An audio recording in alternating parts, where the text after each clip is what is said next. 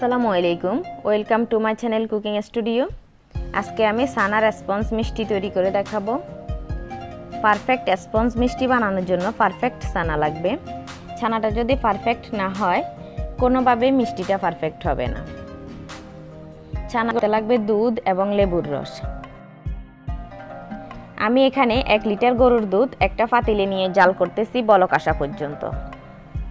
বলক এসে গেছে, এখন আমি লেবুর রস দিয়ে দিলাম। 2 টেবিল স্পুন লেবুর রসের সাথে 1 টেবিল স্পুন পানি মিশিয়ে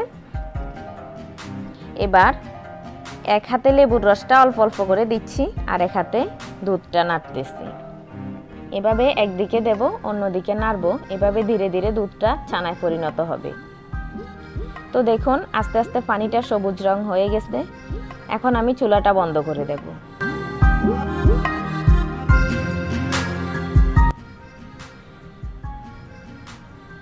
এবার ছানাগুলো আমি ছেঁকে নেব। একটা বড় বোলে ছাঁকনি দিয়ে তার উপরে আমি একটা ওড়না দিয়ে দিচ্ছি। আপনারা এখানে কোনো গামছা বা সুতি কাপড় দিয়েও ছেঁকে নিতে পারেন। সবসময় চেষ্টা করবেন কাপড়টা সাদা নেওয়ার জন্য।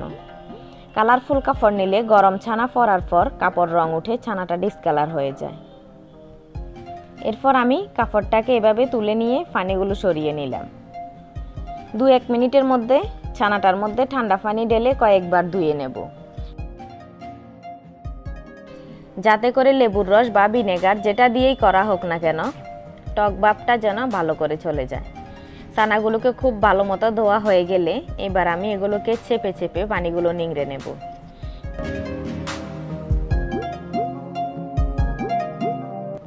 যতটা সম্ভব পারা যায় হাত দিয়ে এভাবে চেপে চেপে পানিগুলো সরিয়ে নিলেই হবে।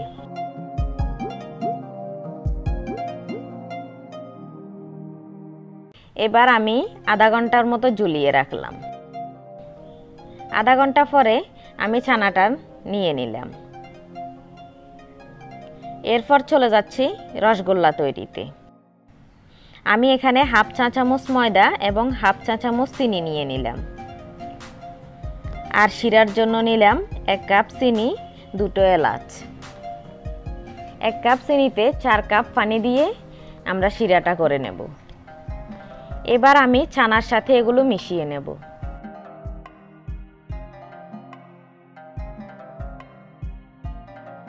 ভালো করে মিশানো হয়ে গেলে ছানাটাকে মথে নিতে হবে। এই কাজটা একটু সময় নিয়ে করতে হবে। ছানাটা মিহি করে মথা না হলে মিষ্টিটা গোল করা যাবে না, ফেটে যাবে। অন্ততপক্ষে 10 থেকে 12 মিনিট এভাবে হাত দিয়ে ডলে ডলে মথে নিতে হবে। আমার হাতের দিকে লক্ষ্য করলে বুঝতে পারবেন আমি কিভাবে এটাকে মথে নিচ্ছি।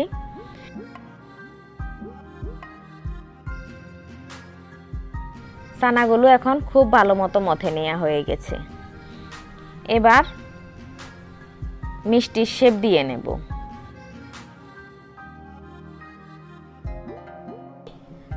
আমি এভাবে হাতের মধ্যে ডলে ডলে গোল করে নেব।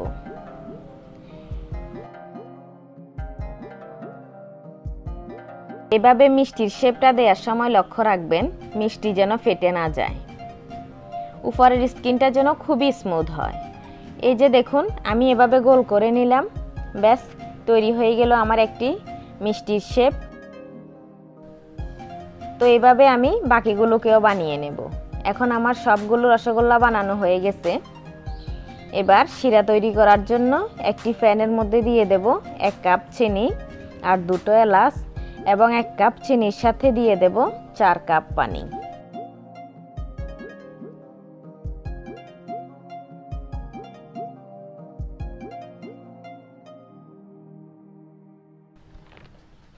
এবার এগুলোকে জাল করে নেব গরম হওয়া পর্যন্ত। যখন বলক আসার সময় হয়ে যাবে এই পর্যায়ে আমি এক এক করে রসগোল্লাগুলোকে শিরার মধ্যে দিয়ে দেব। এবার চুলার জালটা হাই হিটে রেখে 2-3 মিনিট জাল করে নেব। এরপর ঢাকনা দিয়ে চুলার আঁচটা মিডিয়ামে রেখে জাল করে নেব 20 মিনিট। এই 20 মিনিট আমি কিন্তু ঢাকনাটা একবারও তুলব না। ঢাকনার উপর দিয়ে দেখা যাচ্ছে রসগোল্লাগুলো ফুলে টইটুম্বুর হয়ে গেছে। 20 মিনিট পর আমি ঢাকনাটা তুলে দেখি রসগোল্লার কি অবস্থা। ওয়াও, কি সুন্দর ফুলে গেছে।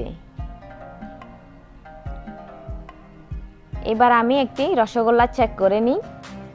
একটি বাটিতে নরমাল পানি নিলাম,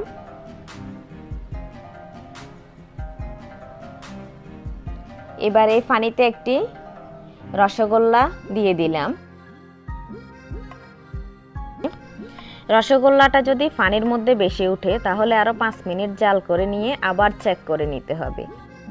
যদি দেখা যায় পানিতে ডুবে আছে তাহলে বুঝতে হবে রসগোল্লাটা হয়ে গেছে। তো দেখুন এই রসগোল্লাটা পানির নিচে ডুবে আছে, তার মানে রসগোল্লাগুলো হয়ে গেছে। আমি এখন চুলাটা বন্ধ করে দিলাম। দেখে কিন্তু আমি রসগোল্লাগুলোকে ঠান্ডা করে নেব। প্রায় 6-7 ঘন্টা পর রসগোল্লাগুলোর এই অবস্থা।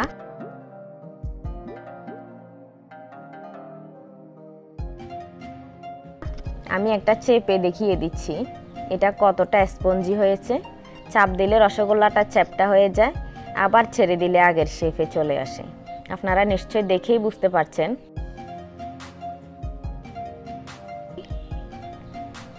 এবার আমি একটা কেটে দেখিয়ে দিচ্ছি ভেতরটা কেমন হয়েছে।